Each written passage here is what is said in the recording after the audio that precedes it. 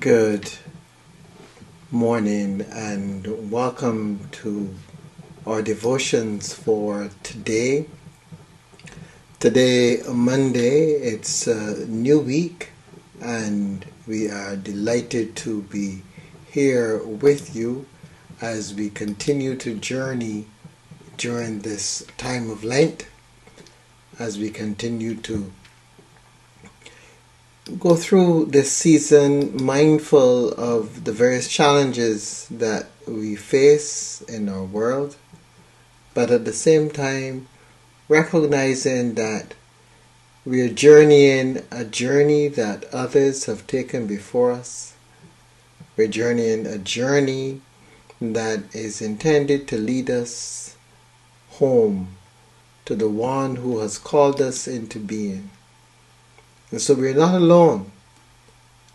And I trust that you are enjoying, to some extent, your time away from the world as it is, and that you are using this time to be able to engage in prayerful reflection and quiet. We are using as our theme for this week the idea of the challenges that we have when we are called upon to move beyond that which is known. This is oftentimes a great challenge for us as individuals, but it is one that we must face. The challenge to move beyond the known, that which we have been accustomed to. It is very easy for us to want to stay where we are. It's comfortable. We know the terrain, but there's a great world out there in so many ways that we are yet to discover and to explore and be a part of. So we are here then in a space where we are asked to journey forward and to engage in this wonderful experience we call life. And so here we are,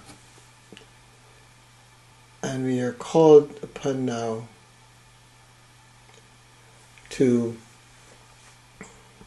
come into our quiet place,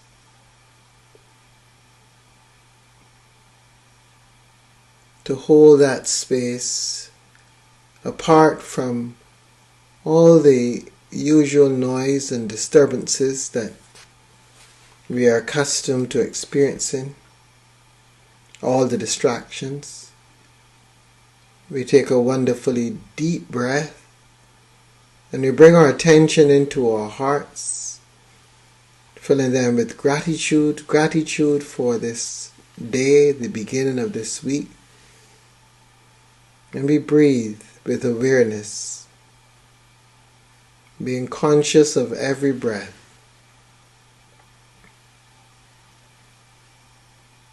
Knowing that we are alive. Knowing that it is in the stillness that we receive the words from God. And so this morning, for our devotions, we open ourselves to listen. to listen to what God is saying within our hearts. Trying to create that place of stillness and peace that allows us to listen. To listen with the heart and not with the ears.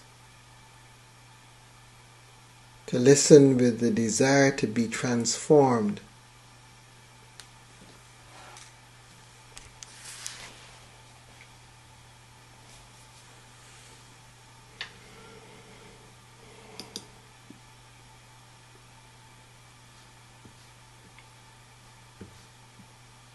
We seek to listen.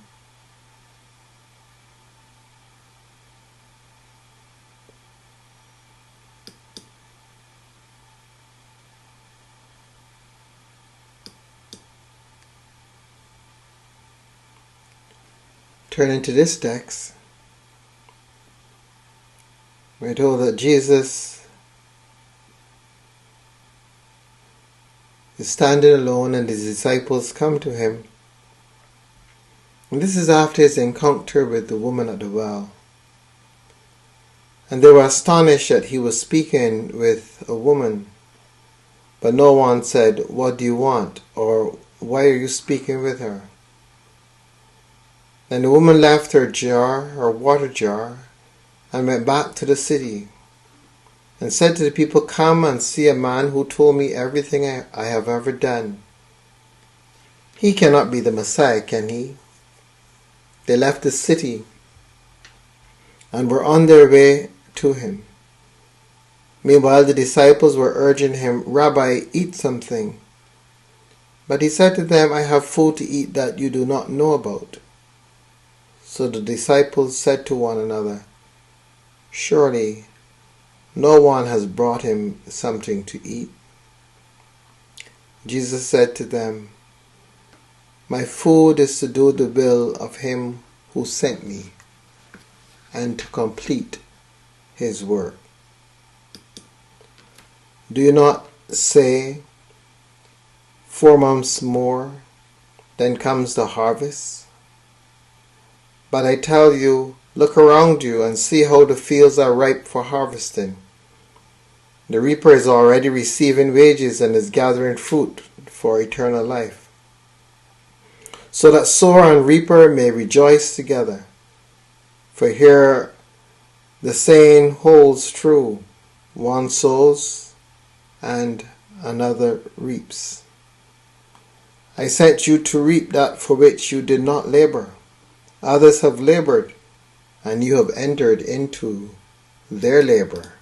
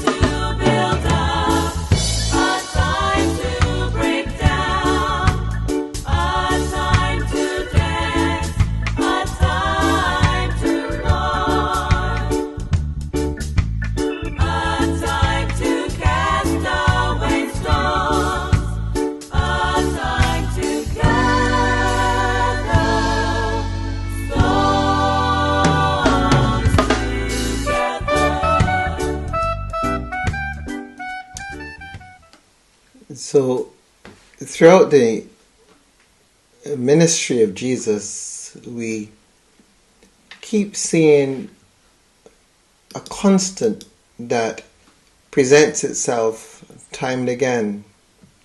And that constant is the idea that Jesus pushes beyond the known. He pushes the envelope, as it were, always carrying it a bit further. In this encounter with the woman at the well and the disciples being confused as to why he is actually having a conversation with a woman all by himself. And Jesus is trying to help them to move beyond where they are. As much as they were around Jesus, they didn't seem to understand that it wasn't just certain aspects of life that Jesus was challenging. It was in many ways everything.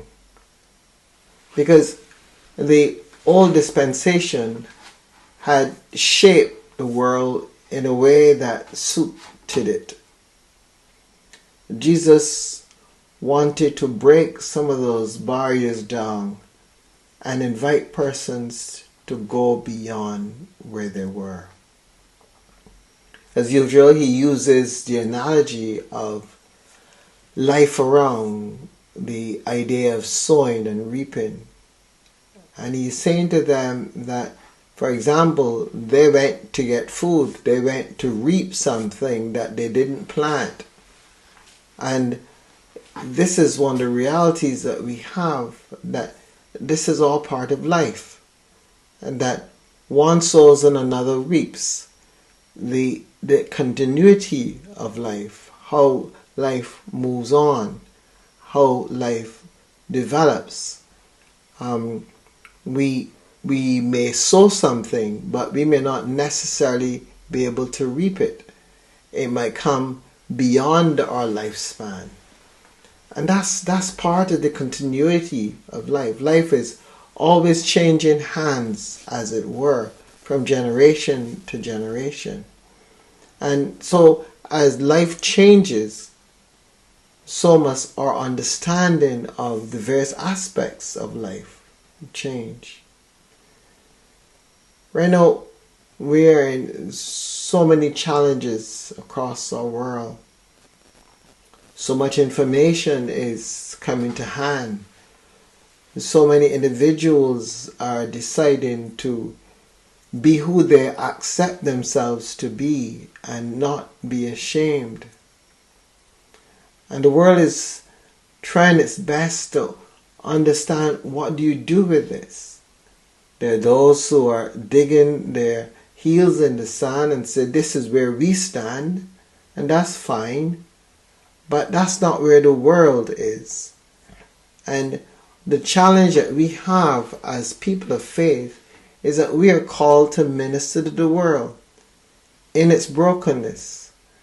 So if we are to minister to the world, we can't necessarily dig our heels in and say that this is where we are and we go no further. We've got to find a way to be in the world, but not necessarily of the world. We've got to find a way to be able to be present and to be able to minister and to be able to help persons come to their highest expression of themselves. So we will have to deal with the changes. But as we seek to approach this, the first thing we have to deal with is the changes in our own lives. What does all of this challenge mean for me? Am I able to adjust to these challenges? Because it's not a superficial change that we are confronted with in our time. These are fundamental changes. These are deep challenges. And in many regards, they are at the core of what we have known as ourselves or as our society. So they're not just window dressing. They are impacting every fabric of our existence. We are in a world of change, rapid change. And yes, we can't just go along with everything. But at the same time, we've got to be able to be open enough to engage, to see what's there, to understand, and more especially, to find out what God is doing. God is forever doing something different. As we see in the passage for this morning, Jesus, as a manifestation of the divine, is always doing something out of the ordinary and challenging the status quo, challenging the accepted norm of the day. That's where we are. That's the ministry and that's the gospel that we have associated ourselves with. One that challenges. One that keeps reminding us that we don't know. We do not have all the answers. And we should not pretend that we do. It becomes, like Jesus says, the blind leading the blind. Will they not both fall into a pit? We must be careful and not pretend that we can see, but acknowledge our own blindness and be open to God's guidance so that we may be able to find a way forward in the midst of all that is taking place.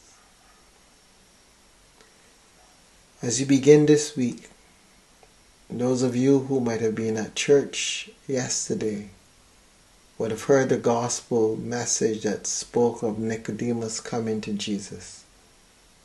Yet another one bewildered, not certain, but in some way convinced that there must be something of worth in Jesus. But he's not able to put together this wonderful work of Jesus with some of the words and ideas coming out of Jesus' mouth. He too is confused. He too is being challenged. Hence he comes in the dead of night to ask his questions. And in a sense, is even more confused by what he hears. Our confusion is as a result of our unwillingness to trust and to be open. Our confusion occurs when we want to reach back and reclaim that which we have known in the midst of an unfolding new understanding. Whenever we do this, there will always be confusion. But the church must have faith, and you and I must have faith, and we must trust. Trust the one who calls us forward, the one who calls Saul forward through Saul's confusion, the one who called Abraham forward through his confusion as an old man, the one who continually calls us forward, asking that we trust even when we don't understand. We trust. And this is the message that comes to us in the midst of our wilderness. Trust God. Listen and trust. Listen and trust. Trust God in all things and through all things. When we trust, God responds and shows us the way.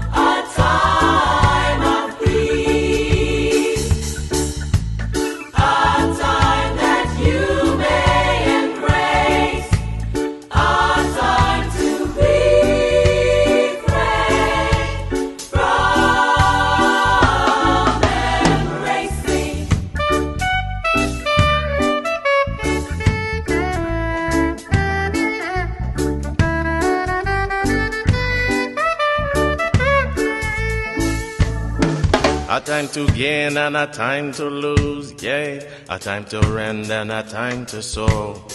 A time for love and a time for hate, hey, yo. A time for peace, I know it's not too late. One of must turn, yeah. One of have to turn, hey. A time to stand and a time to sit down. One of must turn, this all day one way round. Two times, a time to step and a time to step back, and a time to check am I on the right track, and a time to stand and a time to sit down. One must turn, this all day one way round, hey. You must turn, hey.